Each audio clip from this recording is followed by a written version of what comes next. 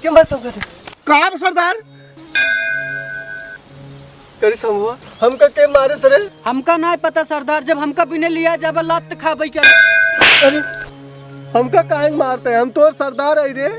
अरे सरदार हम मारे ना तो का सपने से बाहर ले जा रहे रोज तू अब बात रहा सरदार, अब 2-4 दिन तक दर्द करे सपने न पाऊ हमको लगा हमको कौन मारे। अरे साले जब बोल नहीं पाता है क्या सा सा सा सा करता है भाई से चल।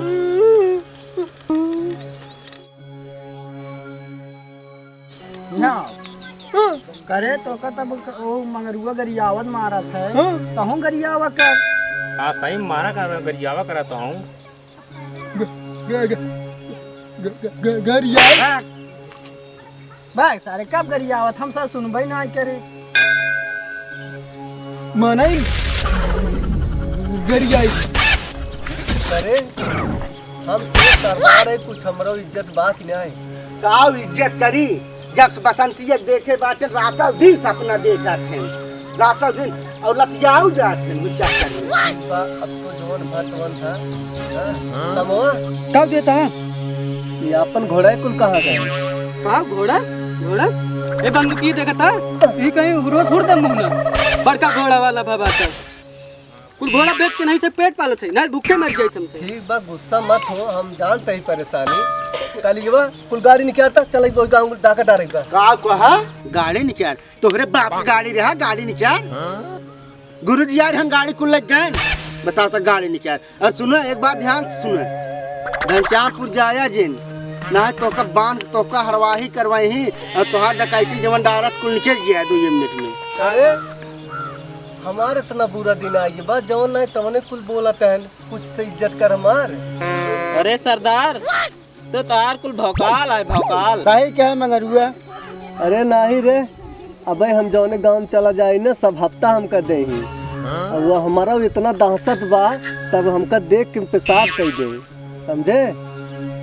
अरे समोआ खुलापन मनाइए ये कि कई कब कैसे हो जाए। कमाई धमाई कुछ होता ही नहीं पगार सगार देता ही नहीं बाटा सबके परिवार खर्चा बर्चा बढ़ गए अब इन्हें 3 मिलियन रोज बीमारे रहते हैं चक्कर में सरदार चप्पल नहीं ले पाओ थे अब डाका फाका ना डाला। अरे ऐसे मनई कम हो जाए डटवा कैसे पड़े न पर देखा सरदार एक सलाह देत बाटी 2 पैसा कमाई के आवत गर्मी के सीजन तू बेचस बर्फ हम चलता है टुकटुकवा खरीदे रामनगर से रामगढ़ घनश्यामपुर तक 10-20 रुपये कमा जीवन गुजारा होए।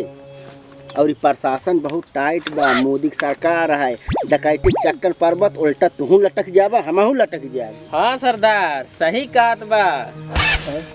एक काम करा तो चाय और पकौड़ी कैले धंधा सरकार कुछ मदद कर दे कुछ 2 पैसा कमाबा तो हूँ। तब तो यार बहुत दिक्कत बा हम पूरा जीवन भर मारे काटे वाला काम के हम मुर्गा मछली वाला धंधा कैले ना ना ना ना सरदार का जिन करो उम्मे करो ना रोग फैले तो फंस जाब।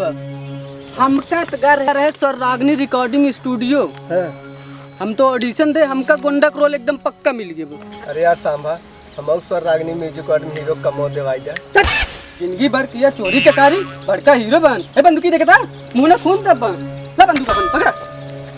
अरे सर हमका आज न भुलाई गए देखता समय खराब है ना भुलाई गए हमका का करबा सरदार तोहार बहुत बुरा वक्त चलता हनल है ये पकड़ा हम उठा जाता ही तई कहा रे कलियुवा हनला सरदार। अरे तुम न जाबे का। अरे सरकार अल्लाह जाते हम नरेगन काम कर सरकार हम काम हेर ले जाता ही। ओहो इतना बुरा दिन आए गब्बर सिंह के। अच्छा बा उस समय धर्मेंद्र और अमिताभ बच्चन गब्बर सिंह को मार दे रहे नहीं तो वैसे आत्महत्या करे पड़ जाए।